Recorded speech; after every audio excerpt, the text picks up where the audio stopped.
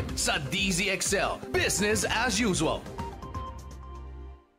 DZXL Business as Usual. Business as usual time at abay pag-usapan natin isang negosyo, isang property po ito na nagbibigay ng serbisyo sa pamamagitan ng kanilang napakagandang property. At ito yung Haven by the Lake Resort. At makakapanayam natin sina Mr. and Mrs. Michael and Joanne Vitug. At welcome po sa programa, Sir Michael and Ma'am Joanne. Kamusta po kayo? Let's start with you, Sir Michael. Kamusta po, sir?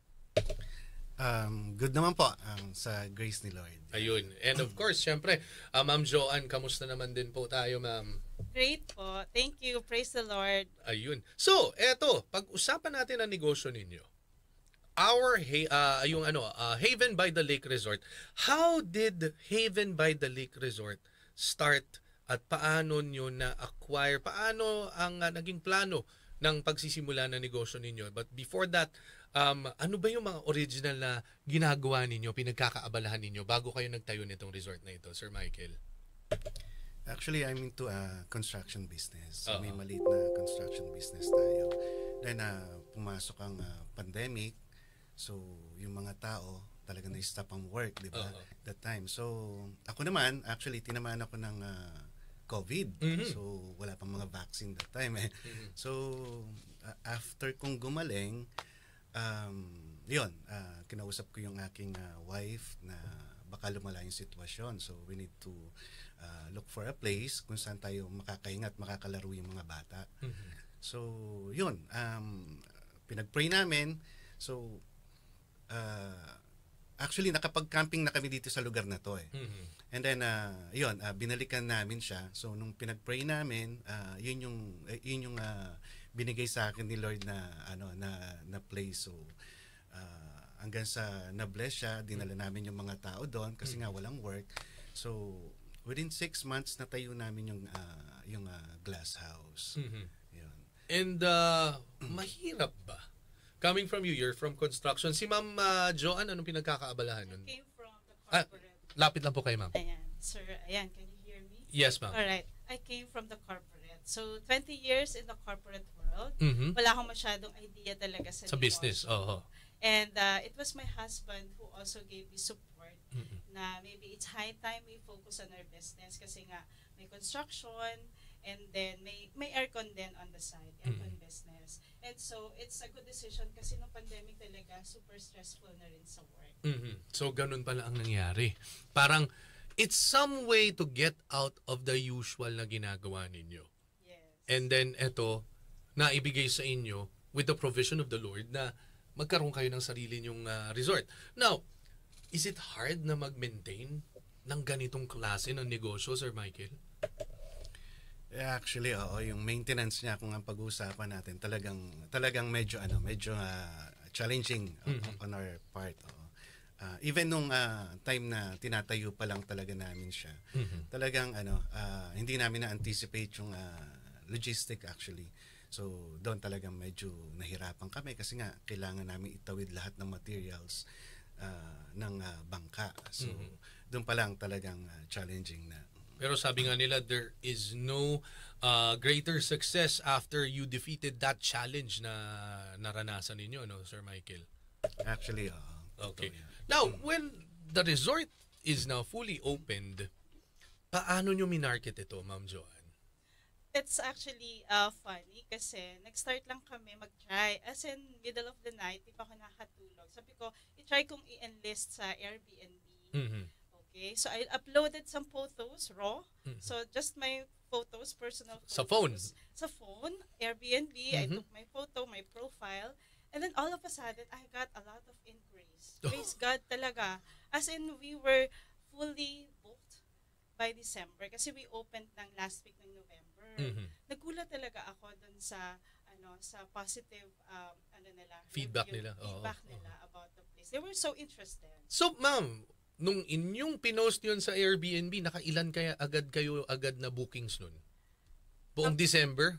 Yes. Talagang na-book na agad? Yes. It's actually ilang araw lang yung bakante. It's usually the weekday, but it's full, almost full. Like around 95% occupancy rate. So, anong masasabi nyo dun, sir, nung ginawa ni Mrs. yun, Sir Michael? Ayun, nawalan na ako ng tawag dito ng place para makapagpahinga. Kasi hindi ka na makasingit eh. Ibig sabihin lang nun, sir, gumawa ka na ng panibago. Yes. Oo, gumawa ka na ng panibago na hindi nyo na ipaparent. Diba? Pero alam nyo, sir, napakagaling nung ginawa ni Mrs. Ito ba alam nyo nung kanyang pinost to? Oo, actually, may mga friends ka talaga kasi kami na nagtatanong na uy, saan ba yan? Kasi since pandemic nga, so Correct. talagang nakakulong ka sa bahay, di ba? Uy, saan ba yan? Baka po pwede kaming magpunta dyan, baka naman pwede namin rentahan overnight yan. Ganyan. So doon nabuo talaga yung idea namin ni Mrs. hanggang sa, yun nga, tinry nga talagang i-post. At ang maganda pa doon, yung mga family na pinaghiwa-hiwalay ni COVID, once na nakapagpabook sila, yun yung nagiging meeting place nila. So parang galing sila sa iba't ibang lugar tapos doon sila nagmi-meet. So nung time na yon. So Parang nabubuo siya. yung family talaga. Ang galing nun, sir, Ang galing nung concept. It's more of you're an instrument to families. Ganun na nangyari. Which is napakaganda. Now, syempre, nung nag-start ang business, yung glass house lang. Yes, yung Okay. glass house lang. So, paano nyo in-expand ito? Paano yung ginawa ninyo mag-asawa para, parang hindi na sapat tong glass house lang. Kailan nyo naisip na i-expand ito? Actually, it's a request of our guests. So, yung mga guests namin, when they visited the place, why not expand? Why not cater to more guests? And so, nag-isip kami mag-asawa. Sabi namin, yes, why not? Diba?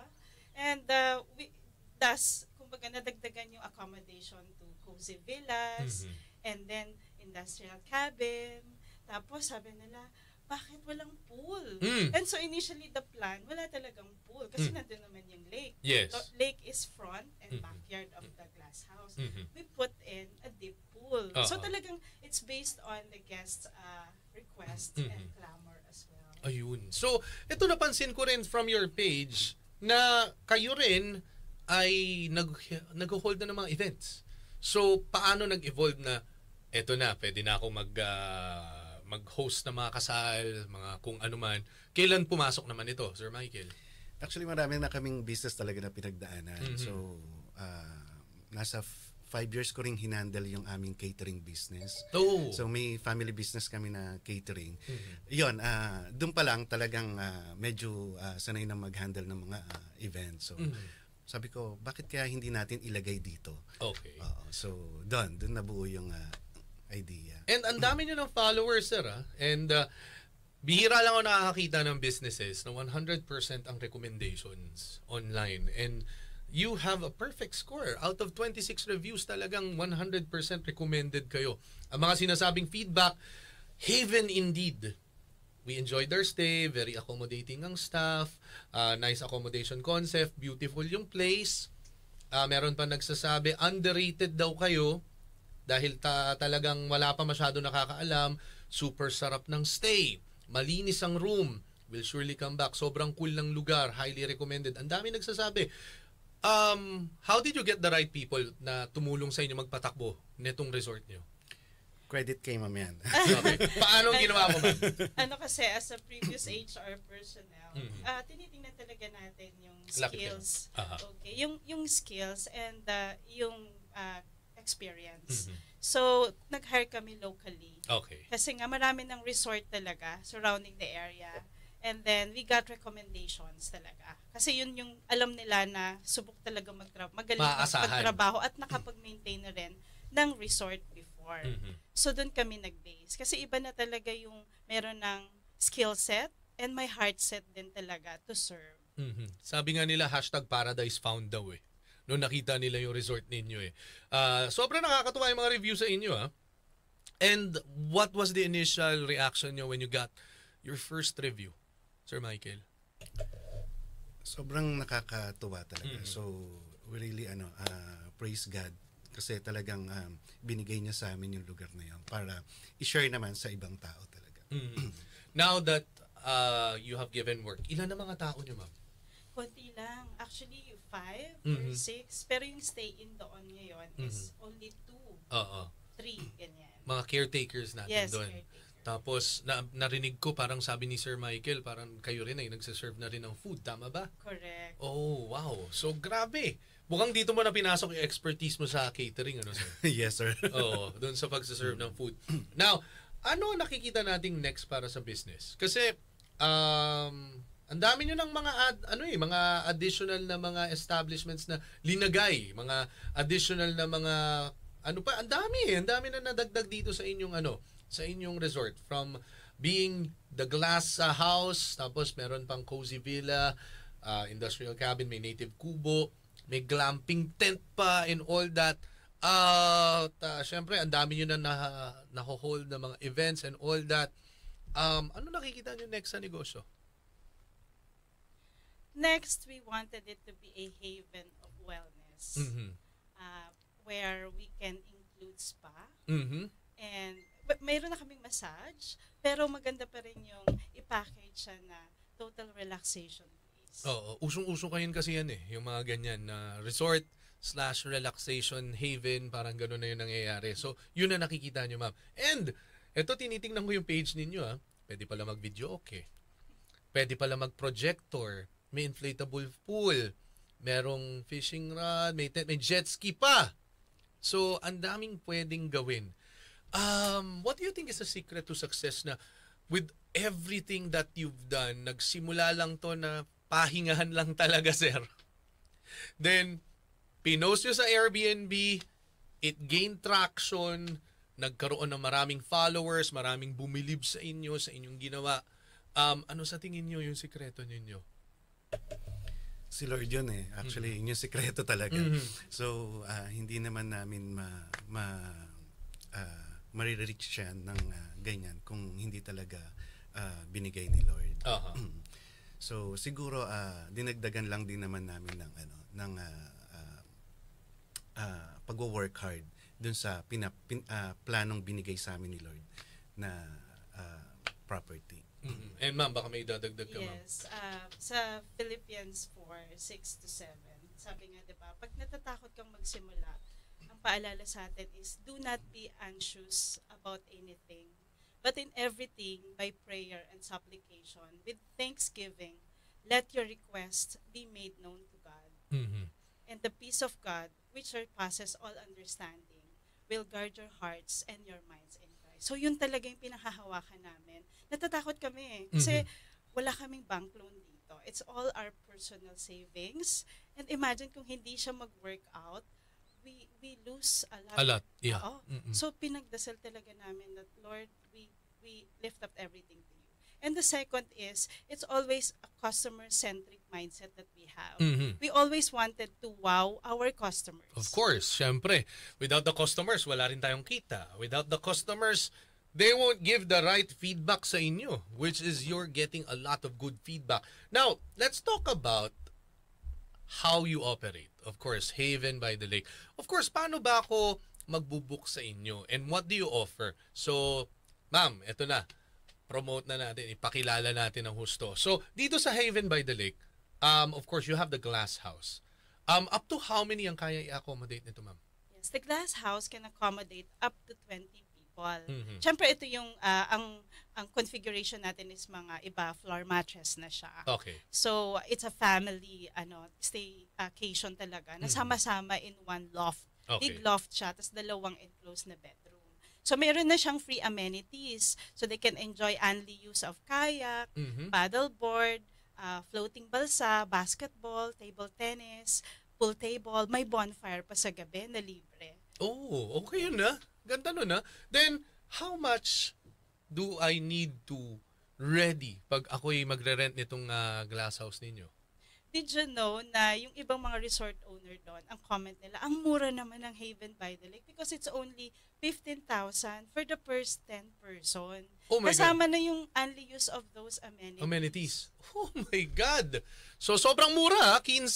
Hindi na masama yun. Sa katabi nitong mga resort, baka times 2, times 3, yun yung mga nila. But anyways, ma'am, babalikan ko kayo. Sa package. 15,000 for the first 10 persons. So, pag mag-a-additional na tayo, 11th onwards, mura lang yun. 1,125 lang lang siya. Per head. Per head. Okay. And ang magiging additional lang na rate na babayaran kung magbibideoke Mhm. or jet ski. Ayun. Okay. So, ito napansin ko, you're holding events na rin, like weddings and others, team buildings. Paano yung package ninyo for this? Pag ako ba ay nag-avail ng pwede ba akong kumuha ng package? Kunyari ako, ikakasal ako. Pwede ko ba na bang kunin yung pati catering and all that sa inyo? Yes, that's correct. We provide menu. So whether it's catering setup sa Apa. multipurpose hall Mhm. or mga food trays or a la carte menu. Oh, pwede. Okay. So, ma'am, ito napansin ko may wedding kayo na nasa post ninyo. Mga ilang tao ang na-handle ninyo dun, ma'am? Naku, marami. Mga ilan to? 120 persons ito. Oh. And they stayed for at least 2 nights. Okay. Then ginawa nila, sinet up dun sa garden. Yes. Okay, ang galing ha. Tapos paano nyo napagkasa yun, ma'am? Amazing din talaga si Lord eh. Nung una, ang guest lang talaga nila was just 60 persons. It's Okay. an intimate wedding, Yes. definitely. Uh-huh. So then, nung nalaman nila, I don't know, is it about the venue or maybe gusto talaga ng tao na lumabas diba? Dumami sila. And so, pinagplanuhan namin kung paano namin sila maa-accommodate. Okay. And then, ayun na, nauwi na sa wedding, na-complete natin. So, ilang sakay ng bangka ang inabot para mailipat yung mga tao niyan, sir? Actually, yung bangka naman kasya naman doon ng ang 12 to 15 persons depende sa laki. Oo. Oo. Kunyari ako, mga ilan lang yan, mga Yeah. So tapos yung boat ride naman, sir, actually lang 'yon. Less than 5 minutes lang. Oh, yun naman. So pala. mabilis lang din talaga. Oo. So Mabilis parang lang, baba, sakay, lagay ng gas, ng krudo, baba, sakay. Okay. And also, natuwa din yung neighboring resort namin. You know why? We got their additional accommodation. And also, we got boat din, additional supplier ng boat. Ayun. So, natutuwa yung mga neighboring resort kasi nga, nabibigyan din sila ng Well, basically, ang ganda nung na nagbibigayan kayo, ma'am. Ha? Kasi hindi naman pwedeng tayo-tayo lang. At least, lahat tayo happy. Diba? Now, Sir Michael and Ma'am Joanne, I want to know from you, if there's one big lesson na natutunan ninyo sa paggawa nitong negosyong ito, nitong property na ito na nakakatulong sa pagbibigay ng trabaho, nakakatulong sa pagre-relax ng kaisipan ng ating mga yung mga bumibisita. And what is that biggest lesson that you've learned owning this business, Sir Michael? Sa akin siguro